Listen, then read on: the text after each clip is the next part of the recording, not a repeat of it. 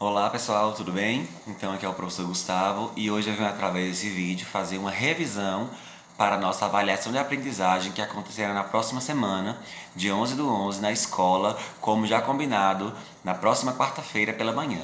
E aí o nosso conteúdo é o conteúdo que vimos há duas aulas anteriores, que é o período composto.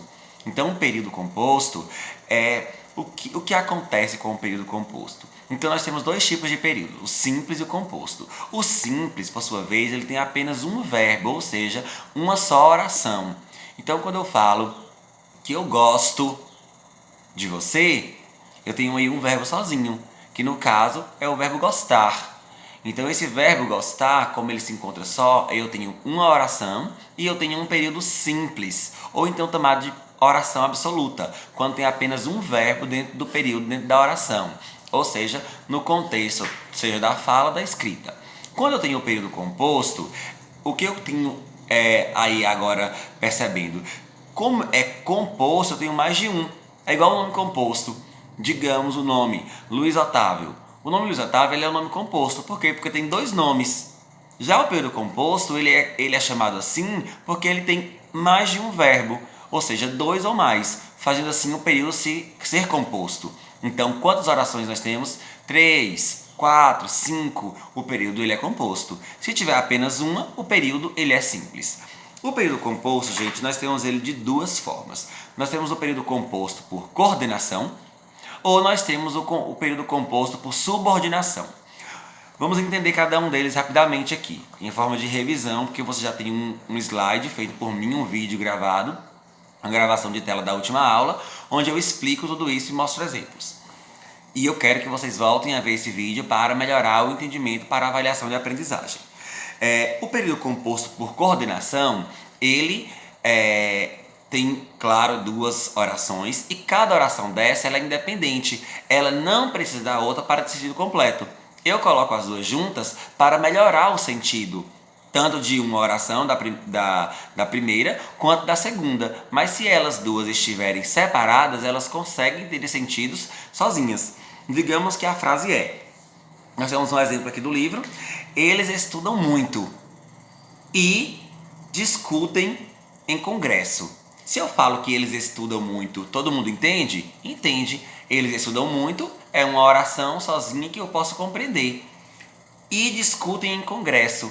Eu tenho a outra parte da oração, onde uma completa o sentido da outra. Mas se eu falasse assim, ó, eles discutem em congresso, eu também sei. Discutir é você falar sobre um assunto e o congresso é onde tem um monte de gente, onde está ali para justamente discutir sobre temas. Então, nesse caso, quando eu coloco que as duas juntas aqui, ó, eles estudam muito e discutem em congresso, eu estou falando que além deles estudarem muito, ele pega essas coisas que eles discutem e trabalha em congresso. Então, a primeira frase, que ela tem sentido completo, ela está sendo ajudada pela segunda frase, que também tem sentido completo, através de uma conjunção que é chamada, que é o i, que é uma conjunção aditiva, que além deles estudarem, eles escutem. E nós temos aí então um período composto por coordenação. Coordenação, a gente fala que a coordenação ela só se ajuda, só se liga uma à outra, sem uma dependência. Já na oração, já no período composto por subordinação, o próprio nome já fala, uma é subordinada à outra. Então, se uma não existe, a outra ela também vai ficar com dificuldade de existência.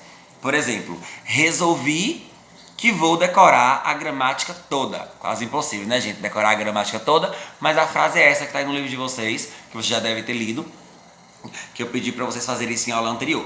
Resolvi é um verbo, esse verbo é uma oração.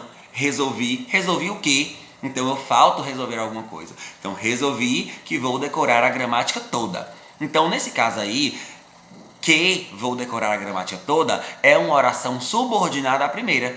Resolvi. Então, quando eu resolvo alguma coisa. Então, nenhuma nem outra tá completa quando estão sozinhas. Então, resolvi, ok, que vou decorar a gramática toda. Então, nós temos aí duas orações que são dependentes uma da outra, por isso que a gente chama elas de oração subordinada. Uma é subordinada à outra. E nós também vamos trabalhar na nossa avaliação de aprendizagem o conteúdo polissemia. E o que é polissemia?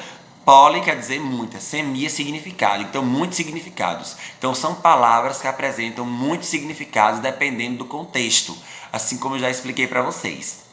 A palavra gato, ela pode ter vários significados dependendo do contexto. Então gato, quando eu falo, aquele animal é um gato doméstico.